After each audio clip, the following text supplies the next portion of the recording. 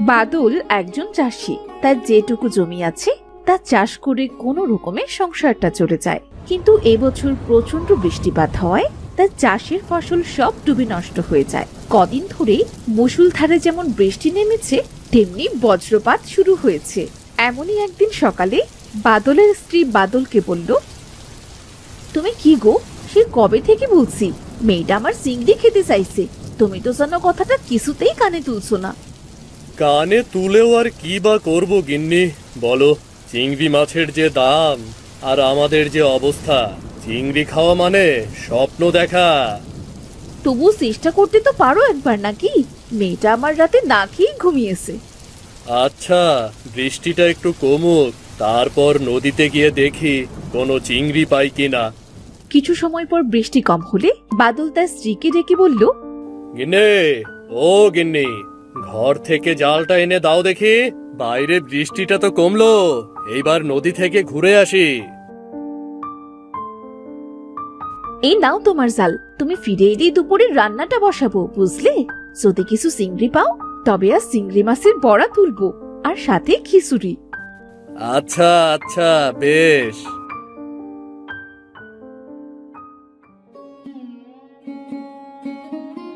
জালটা বেশি ভালো না।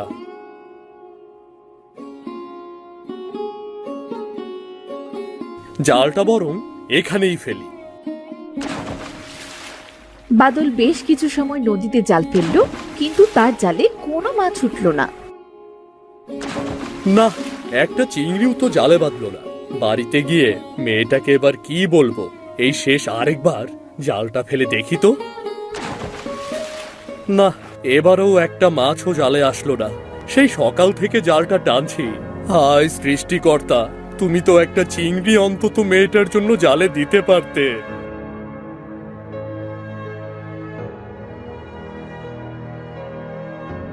বাদল নিরাশ হয়ে বাড়ি ফিরে এলো। কি গো, ফিরলে বুঝি? কই চিংড়ি কই? ওমা, একটাও চিংড়ি পাওনি বুঝি? না গো গিন্নি, একটা চিংড়িও পাইনি। তুমি চিন্তা করো না, কাল আমি আবার নদীতে গিয়ে আমার মেয়েটার জন্য চিংড়ি ধরে আনবো। না বাবা, আমার আর চিংড়ি মাছ লাগবে না। তোমার আগে অনেক টাকা হোক, তারপর না হয় আমরা রোজ চিংড়ি খাবো। কিরে দাদা, বাবাকে বল না। হ্যাঁ বাবা, তোমার কষ্ট করে নদীতে আর চিংড়ি ধরতে হবে না। তুমি ভিজে কাপড় ছেড়ে শুকনো কাপড় পরে ঘরে এসো।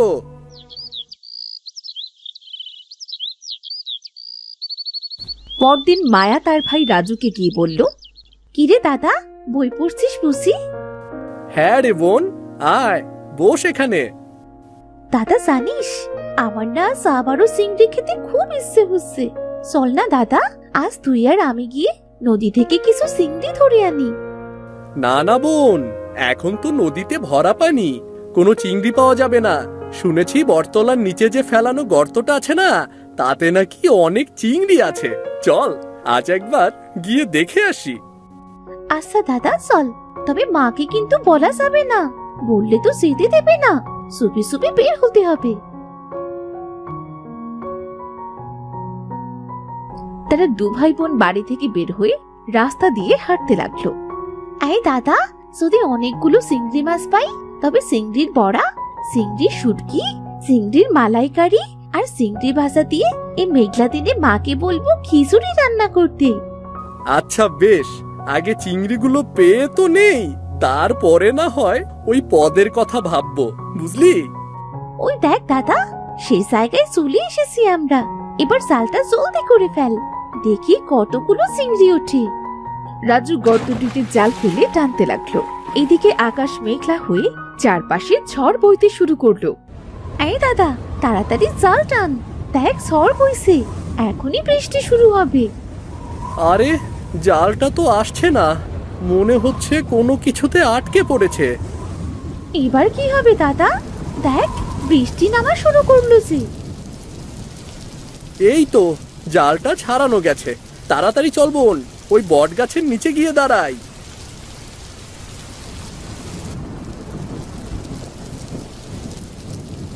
ও মা দাদা, দেখ কতগুলো চিংড়ি বেঁধেছে। চিংড়ির কথা পরে ভাববি, আগে চল এখান থেকে। হ্যাঁ দাদা, আমার না আমার না খুব ভয় করছে রে। এবার বাড়ি ফিরবো কি করে? চারপাশে অন্ধকার হয়ে এলো। এমনি শুনেছি বটগাছে নাকি ওনারা থাকে।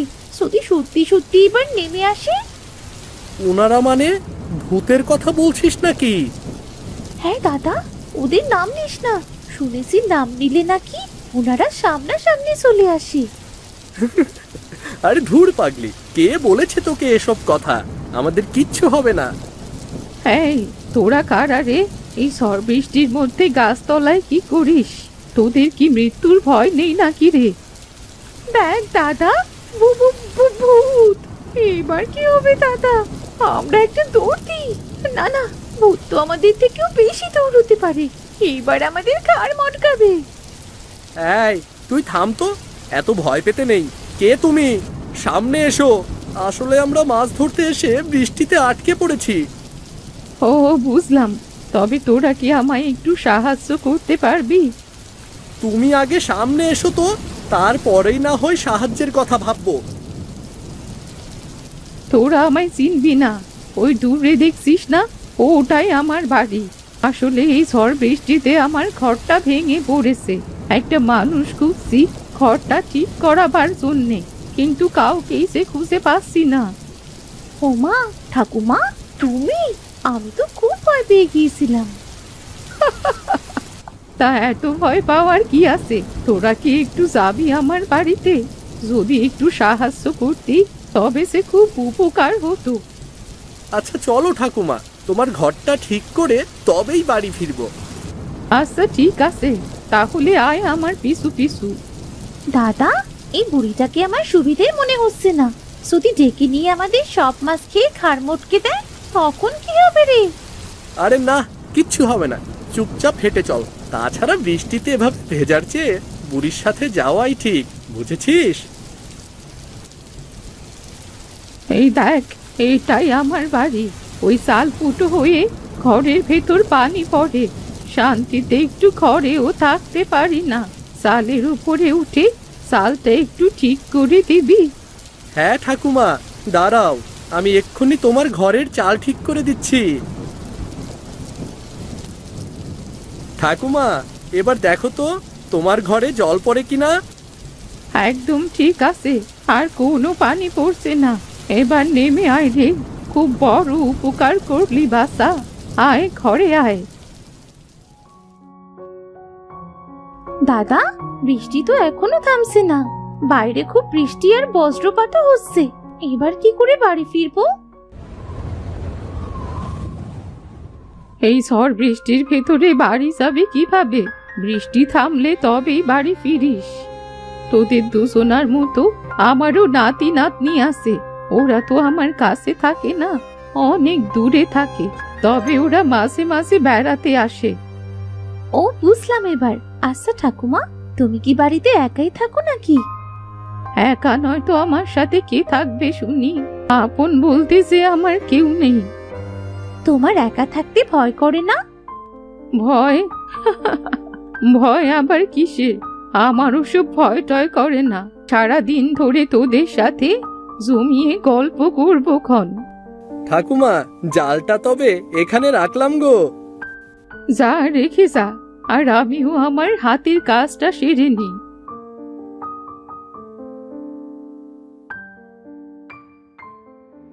দাদা, এই দাদা, দেখ না, জালে যে একটাও চিংড়ি নেই। আমাদের চিংড়িগুলো সব গেল কোথায়? চিংড়িগুলো নিয়ে তোদের চিন্তা করতে হবে না রে। আমি সব চিংড়ি ভেজে রেখেছি, সাথে তোদের জন্যে খিচুড়িও রান্না করেছি রে। খিচুড়ি আর চিংড়ি ভাজা? ইস, আমার তো জিভে এখনই জল চলে এসেছে। এত কিছু তুমি কখন করলে গো ঠাকুমা? তা তো করেছি তোরা যখন গোসলে গেলি। খুব ভালো করেছো। এমনিতেই এত বেলা অবধি চিংড়িগুলো থাকলে নষ্ট হয়ে যেত। হ্যাঁ, এই জন্যেই তো চিংড়িগুলো ভেজে রাখলাম। চল, এইবার খাবি চল। কতগুলো চিংড়ি ভাজা! আমাকে কিন্তু পেট ভরে চিংড়ি খেতে দিতে হবে। বেশ বেশ, তোর যা লাগে তুই তাই খা।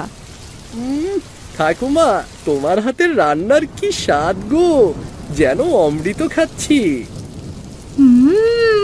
খুব স্বাদ হয়েছে খাবার। দাদা, বাইরে তো ঝড় বৃষ্টি কমলো না, এবার বাড়ি ফিরবো কি করে? প্রায় যে সন্ধে হয়ে এলো। আজ আর তোদের বাড়ি যেতে হবে না, তোরা বরং কাল সকালে বাড়ি চলে যাস। কিন্তু মা বাবা যে বড্ড চিন্তা করবে। সে একটু করুক, কাল সকাল সকাল উঠে বাড়ি ফিরে যাস।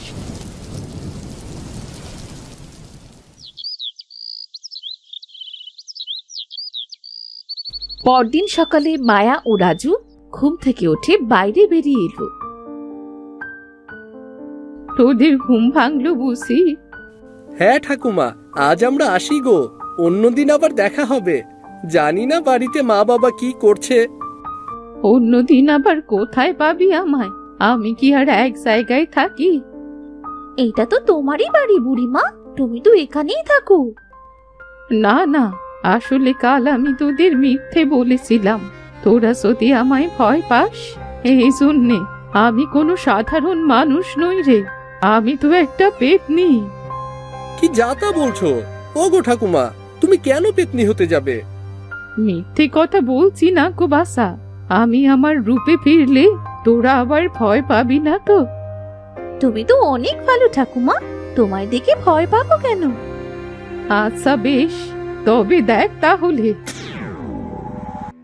এবার বিশ্বাস হলো তো আমি যে পেতনি? হ্যাঁ, তা তো হলো, কিন্তু তুমি পেতনি হয়েও এত ভালো কেন? আর আমাদের এ বাড়িতেই বা কেন নিয়ে এলে? আসলে কাল তোদের দু ভাই বোনকে ওভাবে ভিজতে দেখে আমার খুব মায়া লাগছিল, আর তাই তো তোদের মানুষ রূপে তোদের এই বাড়িতে নিয়ে আসি।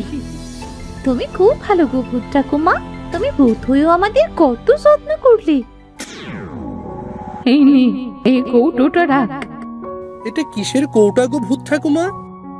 এইখানে কিছু চিংড়ি মাছের খাবার আছে।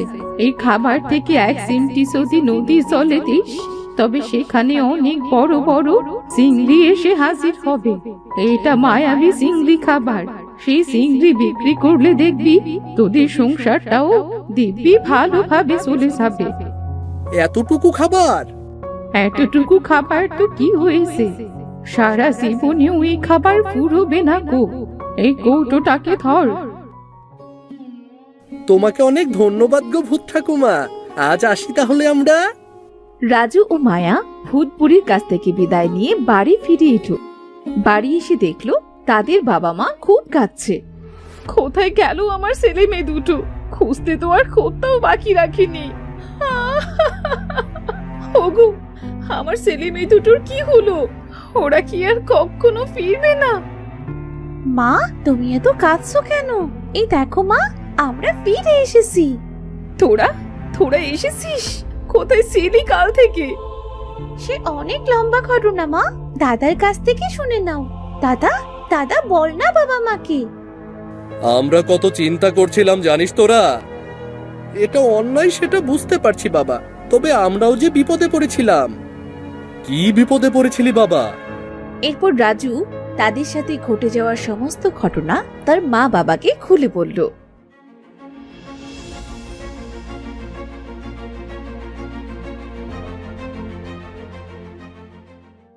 ইস, যদি তোদের কিছু হয়েছে তো তাহলে কি করতাম আমরা? কিছু হয়নি তো মা। বাবা, চলো না বাবা, নদীতে এই খাবারগুলো দিয়ে দেখি কতগুলো চিংড়ি আসে। হ্যাঁ চল, যদি দুটো চিংড়ি পাওয়া যায় তবে বিক্রি করে কিছু প্রয়োজনীয় জিনিস কিনতে পারবো। চল না। আমাকেও তোমাদের সাথে নিয়ে চলো, অমন দৃশ্য দেখার সে তর সহ্য হচ্ছে না। তারা সবাই মিলে নদীর ধারে গেল।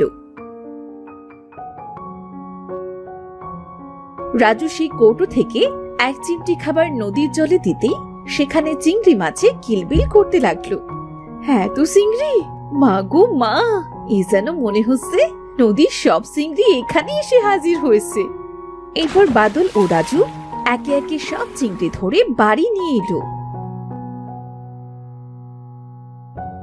বাবা গো বাবা, এত বড় চিংড়ি, এত বড় চিংড়ি তো আমি কখনো দেখিনি।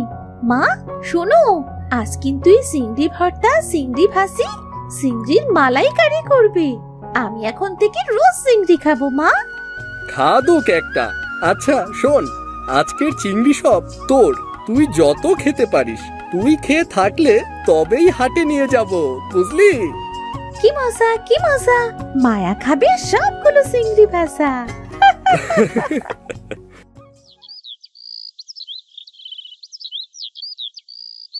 এরপর থেকে বাদল ও রাজু একসাথে চিংড়ি ধরে তা হাটে বিক্রি করত।